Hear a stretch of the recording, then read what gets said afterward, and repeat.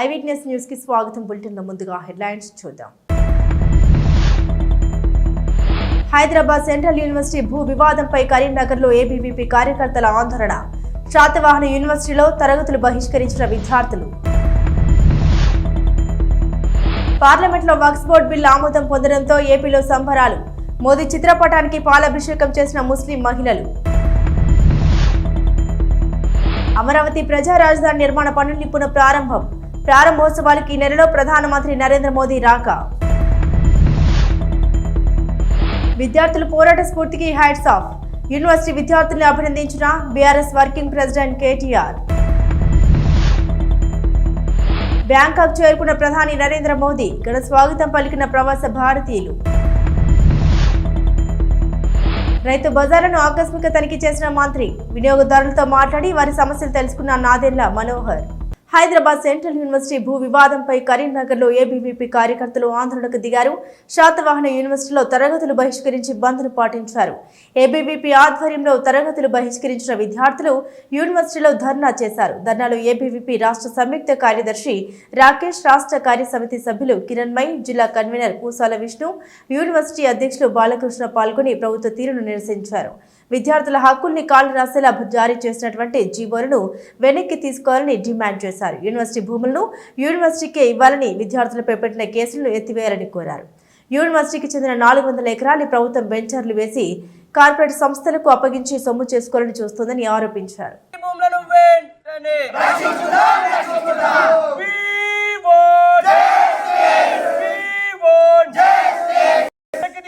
రాష్ట్ర ప్రభుత్వం ఇచ్చిన జీవోను వెంటనే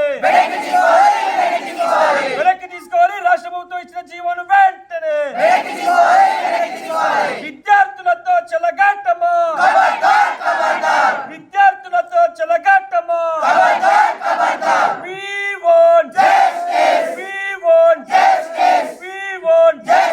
కాపాడుకుందాం అన్యకరించబోతున్న యూనివర్సిటీ భూములను, కాపాడుకుందాం యూనివర్సిటీ భూములను, కాపాడుకుందాం యూనివర్సిటీ భూములను. సిగ్గు యూనివర్సిటీ భూములను కబ్జా చేయడమా, సిగ్గు యూనివర్సిటీ భూములను కబ్జాకు గురి చేయడమా.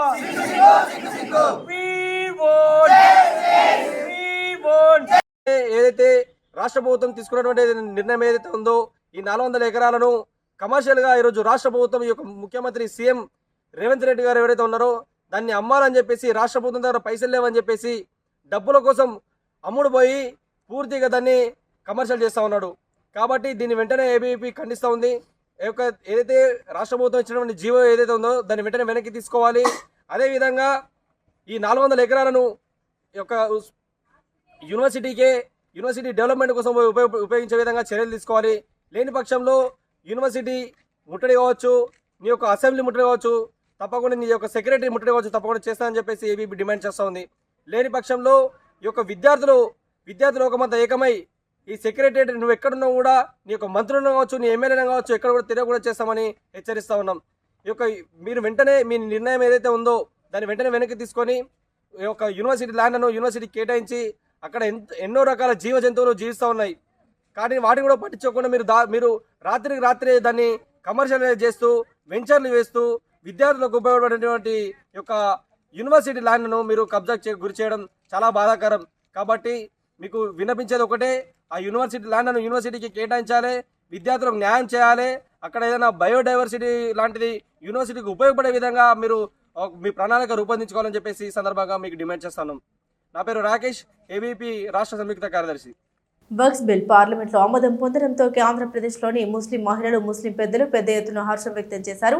ప్రధాని నరేంద్ర మోదీ చిత్రపటానికి పాలాభిషేకం చేసి బాణసంచా కాల్చి స్వీట్లను పంచుకున్నారు. భారతదేశ ముస్లింలకి నిన్న రాత్రి ఆర్థిక స్వాతంత్రం వచ్చింది.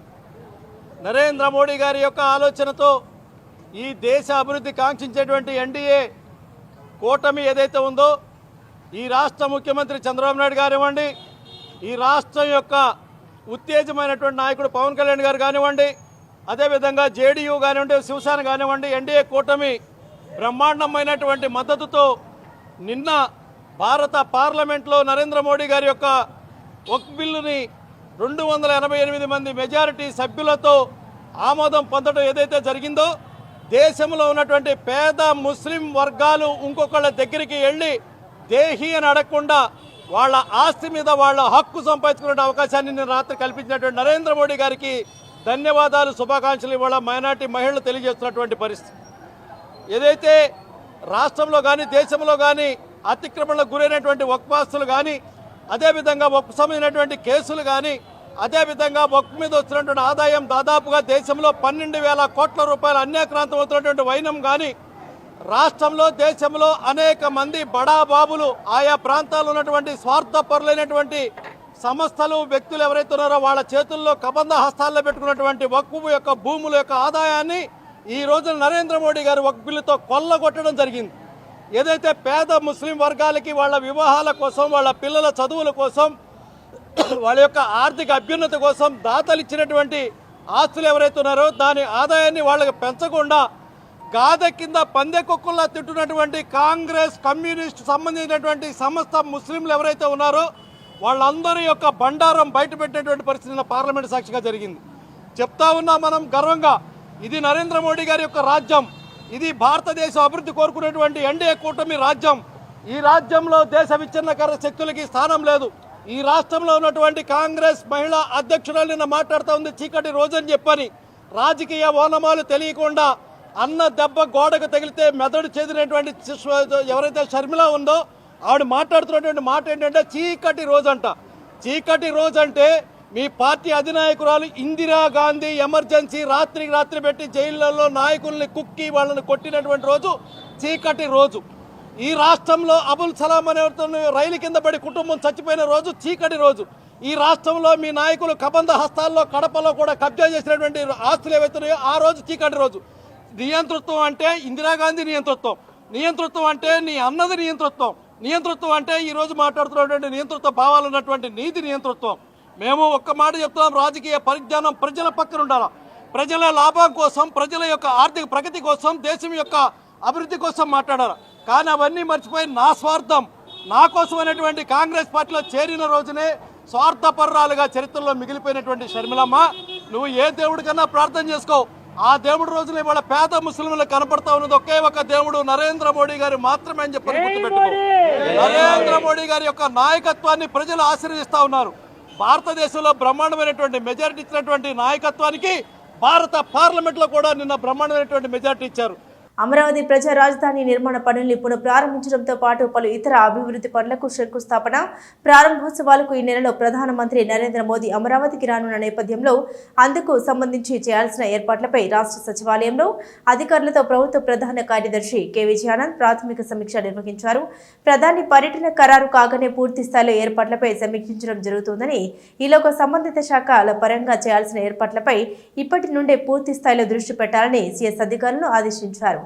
ఇటీవల P4 కార్యక్రమాన్ని ప్రారంభించిన ప్రాంతంలోనే ప్రధాని పర్యటన కార్యక్రమం ఉండే విధంగా ఆ ప్రాంతాన్ని 50 ఎకరాలకు పైగా విస్తీర్ణంలో చదును చేయడంతో పాటు తగిన పార్కింగ్ తదితర ఏర్పాటు చేయాల్సి ఉందని, ఆ దిశగా ఇప్పటి నుండే తగిన కసరత్తు మొదలు పెట్టాలని సంబంధిత శాఖ అధికారులకు సీఎస్ సూచించారు. డీజీపీ, సిఆర్డీఏ అధికారులు, గుంటూరు జిల్లా కలెక్టర్, ఎస్పీ, వైద్య ఆరోగ్య శాఖ కమిషనర్ వీరపాండ్యన్ తదితర అధికారులు వెంటనే ఆ ప్రాంతాన్ని సందర్శించి ఒక సమగ్ర నివేదిక సిద్ధం చేయాలని సీఎస్ విజయానంద్ ఆదేశించారు.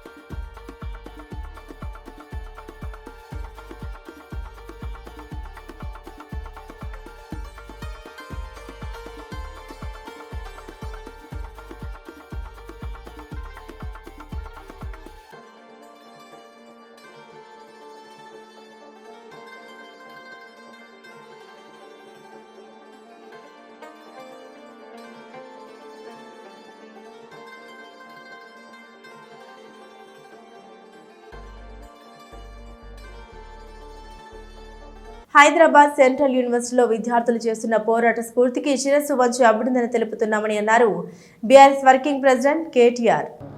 వారం 10 రోజులుగా హైదరాబాద్ సెంట్రల్ యూనివర్సిటీలో అక్కడి విద్యార్థులు చేస్తున్న ఆందోళనలు, వారి పోరాటానికి, వారి యొక్క పోరాట స్ఫూర్తికి ముందుగా మా పార్టీ తరపున, హైదరాబాద్ నగర ప్రజల తరపున హృదయపూర్వకంగా వారికి సల్యూట్ చేస్తూ, ఎందుకంటే అసామాన్య ప్రతిఘటన, గొప్ప పోరాట పటిమ, ఒక తెలంగాణ ఉద్యమంలో ఆనాడు ఒక ఉస్మానియాలో, ఒక కాకతీయ యూనివర్సిటీలో, ఒక మహాత్మా గాంధీ యూనివర్సిటీలో, పాలమూరు యూనివర్సిటీలో, శాతవాహన యూనివర్సిటీలో ఎట్లాంటి పోరాటాన్ని అయితే ఆనాడు చూసినామో అంతకు ధీటుగా ఈరోజు రాష్ట్ర ప్రభుత్వాన్ని సవాల్ చేస్తూ ఈ పోరాటంలో వీరోచితంగా ముందున నడుస్తున్న మా తమ్ముళ్ళకి, చెల్లెళ్ళకి హృదయపూర్వకంగా తెలంగాణ ప్రజల తరపున వారికి సల్యూట్, వారికి నా ధన్యవాదాలు కూడా చెప్తా ఉన్నాను. 10 రోజులుగా ఇంత పెద్ద పోరాటం జరుగుతుంటే సహజంగా ప్రజాస్వామిక లక్షణాలున్న ప్రభుత్వం అయితే వారిని పిలవాలి, మాట్లాడాలి, వారి ఆందోళనలను విరమింపజేసే ఆలోచన చేయాలి. కనీసం వారితో పిలవకపోయినా కనీసం అక్కడికన్నా ప్రభుత్వ ప్రతినిధులను పంపి, ఒక మంత్రి గారినో లేదా బాధ్యత గల వ్యక్తులను, అధికారులను పంపి వారికి కొంత వివరించి చెప్పే ప్రయత్నం చేయాలి. కానీ ఈ ప్రభుత్వ వైఖరి ఎట్లా ఉంది? ఆందోళనలు చేస్తున్న విద్యార్థులను పట్టుకొని గుంటనక్కలు, అక్కడ జింకలు లేవు, గుంటనక్కలు ఉన్నాయని స్వయంగా ముఖ్యమంత్రి గారు మాట్లాడుతున్నారు. ఇంకొక మంత్రి గారు అయితే పేమెంట్ బ్యాచ్ అని చెప్పి విద్యార్థులను చిన్నగా చేసే విధంగా, వాళ్ళని అల్పంగా చూపే విధంగా ఇంకొక మంత్రి గారు నోరు బారేసుకుంటారు. ఉప ముఖ్యమంత్రి గారు అక్కడ జంతువులే లేవు, అదంతా AI జనరేటెడ్, ఆర్టిఫిషియల్ ఇంటెలిజెన్స్ ద్వారా జనరేట్ అయిన ఇమేజెస్ అని తన కృత్రిమ మేధస్సును ఆయన బయట పెట్టుకున్నాడు. ఇది పరిస్థితి. బిమ్స్టెక్ శిఖరాగ్ర సమావేశానికి హాజరు కావడానికి ప్రధానమంత్రి నరేంద్ర మోదీ ఏప్రిల్ 3, 2025న థాయిలాండ్లోని బ్యాంకాక్ చేరుకున్నారు. ఆయన వచ్చిన వెంటనే థాయిలాండ్లోని భారతీయ సమాజం నుండి ఆయనకు సాదర స్వాగతం లభించింది. సవాస్ట్రీ PM మోదీ కమ్యూనిటీ కార్యక్రమంలో ఆయన వేలాది మంది భారతీయ ప్రవాసులను ఉద్దేశించి ప్రసంగించారు.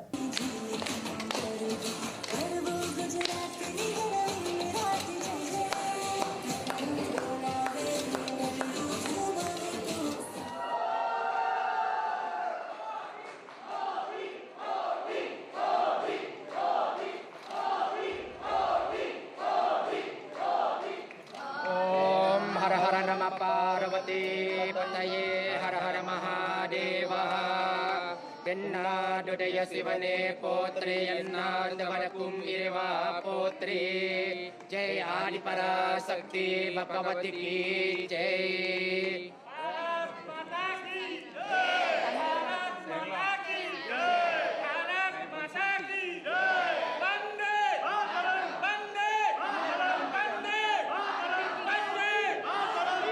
వినియోగదారులకు నాణ్యమైన సరుకులు సరసమైన ధరలకు అందించాలనే ఉద్దేశంతో ప్రభుత్వం రైతు బజార్ నిర్వహిస్తుందని మంత్రి నాదెళ్ల మనోహర్ తెలిపారు. తనిఖీల్లో భాగంగా ఈరోజు ఆటోనగర్ APICCలో ఉన్న రైతు బజార్ను మంత్రి ఆకస్మిక తనిఖీ చేపట్టారు.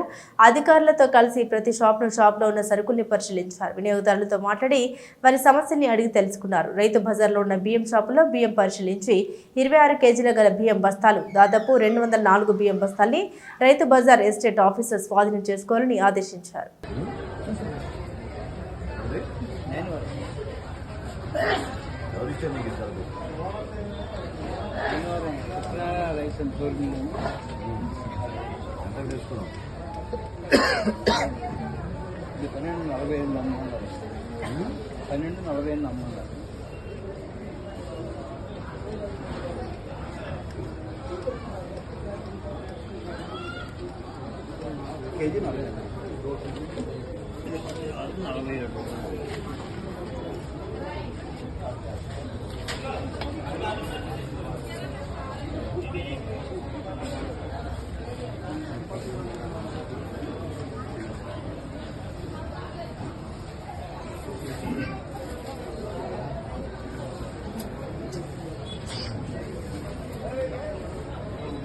ఆంధ్రప్రదేశ్లో మంత్రివర్గ కేబినెట్ సమావేశం ముఖ్యమంత్రి నారా చంద్రబాబు నాయుడు అధ్యక్షతన జరిగింది.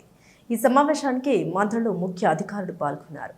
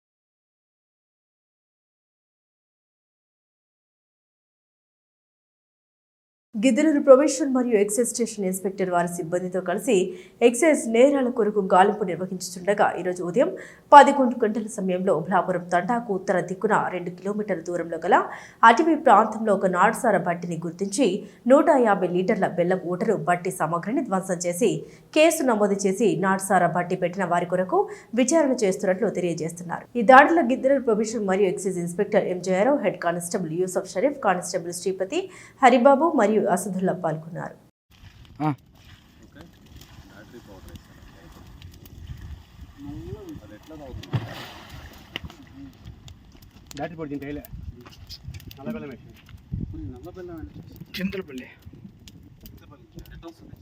హైదరాబాద్ సెంట్రల్ యూనివర్సిటీ వద్ద ఉద్రిక్త వాతావరణం నెలకొంది.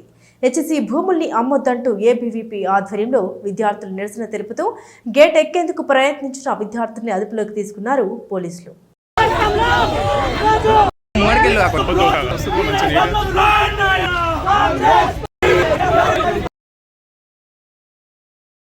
దోసుకోవడం ఇది చాలా నేరం, అంటే చాలా నేరం.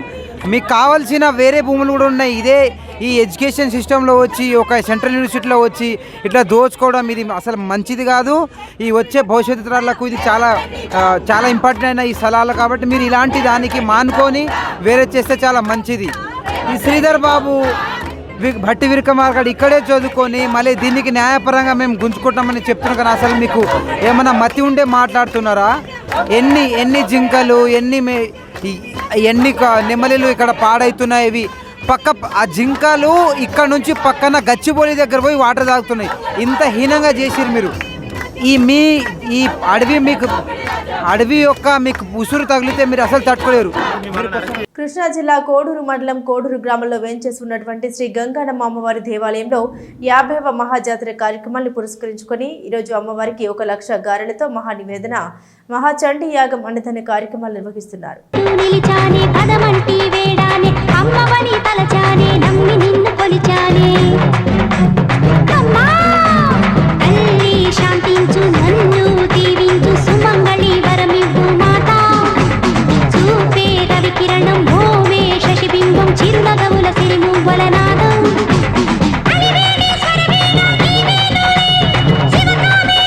పార్లమెంట్ హాల్లో టీపీసీసీ అధ్యక్షుడు మహేష్ కుమార్ గౌడ్ నేతృత్వంలో లోక్సభ ప్రతిపక్ష నేత ఏఐసీసీ అగ్ర నాయకులు రాహుల్ గాంధీతో తెలంగాణ బీసీ మంత్రులు పొన్నం ప్రభాకర్, కొండా సురేఖ, ఎంపీ అనిల్ యాదవ్, విప్లు ఆది శ్రీనివాస్, బీర్ల ఐలయ్య, ఎమ్మెల్యేలు, ఎమ్మెల్సీలు, నాయకులు భేటీ అయ్యారు.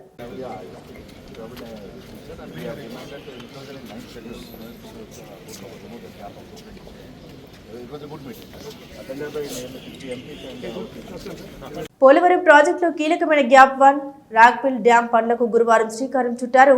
జల వనరుల శాఖ, Polavaram project authority, PPA, mega engineering and infrastructure limited, MEIL అధికారులు ప్రాజెక్టు నిర్మాణ ప్రాంతంలో పూజా కార్యక్రమాలు నిర్వహించారు. గ్యాప్ 1 రాక్పిల్ డ్యాంను సుమారు 25 మీటర్ల ఎత్తుతో 540 మీటర్ల పొడవున నిర్మిస్తారు. ఈ సందర్భంగా జల వనరుల శాఖ, పీపీఏ అధికారులు, ఎంఏఐఆల్ ప్రతినిధులు మాట్లాడారు. నిర్ణీత గడువులోగా ప్రాజెక్టు నిర్మాణాన్ని పూర్తి చేసేందుకు గాను ప్రణాళికాబద్ధంగా పనులు చేస్తున్నట్టు తెలిపారు.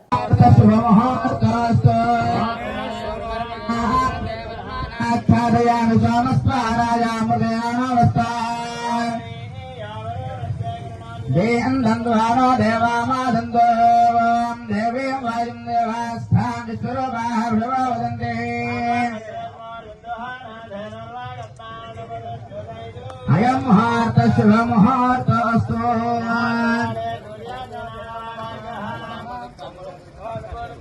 శుభానుకూలతా ఫలసిద్ధిరస్తు. ఓం శ్రీ మహా శుభానుకూలతా ఫలసిద్ధిరస్తు. అయం ముహూర్త శుభ ముహూర్తస్తు.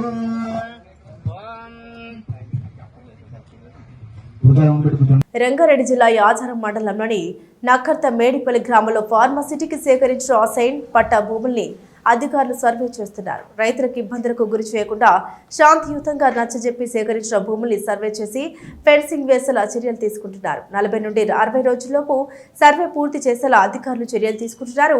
యాచారం తహసీల్దార్ అయ్యప్ప ఆధ్వర్యంలో 2 ఆర్ఐలు, 2 సర్వేయర్లు, మరో 6 రెవెన్యూ, టీజీఐఐసి సిబ్బంది సర్వేలో పాల్గొననున్నారు. ఆ స్టే ఉన్న భూమి వరకు మాత్రము ఆ రైతులు స్టే ప్రకారం వాళ్ళ వ్యవసాయం వాళ్ళు చేసుకోవచ్చు, వాళ్ళు ఎంజాయ్మెంట్ చేసుకోవచ్చు.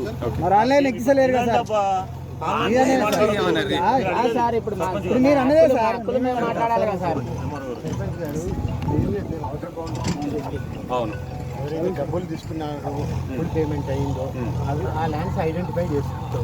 అంతే తప్ప డబ్బులు పేమెంట్ కానీ వాళ్ళని మేము ఏం కట్ చేయాలి. అయితే ఇప్పుడు ఈ ల్యాండ్లోకి వచ్చాను ఏంటంటే ఆగన్నా, ఈ ల్యాండ్లోకి వచ్చాను ఏంటంటే మేము పెట్టలేదు, మాది ఓనే లేదు, మా దగ్గరికి వెళ్ళి ఎందుకు బౌండ్ చేస్తున్నారు, అవతల ఏడికెళ్ళి అయితే తీసుకున్నారో ఆడికెళ్ళి వేయచ్చు కానీ క్వశ్చన్ చేస్తున్నారు రైతులు. ఈ ల్యాండ్ వాళ్ళు పెట్టలేదు,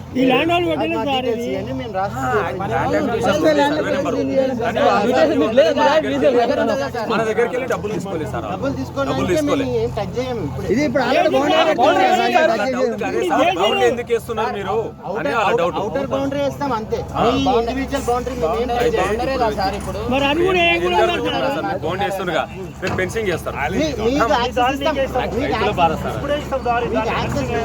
చుట్టూ ఫెన్సింగ్ చేసి వెళ్ళిపోతారు. మేము డబ్బులు తీసుకోలేదు, మేము ఇయ్యలేదు, మా బాధ ఏందని అడుగుతున్నారు. డబ్బులు పేమెంట్ కాలేదో వాళ్ళకి యాక్సెస్ ఇస్తాం, వాళ్ళకి ఎటు వాళ్ళ భూమికి మీకు వాళ్ళు ఫ్రీగా రావచ్చు పోవాలి, వాళ్ళకి ఫుల్ యాక్సెస్ ఉంటుంది.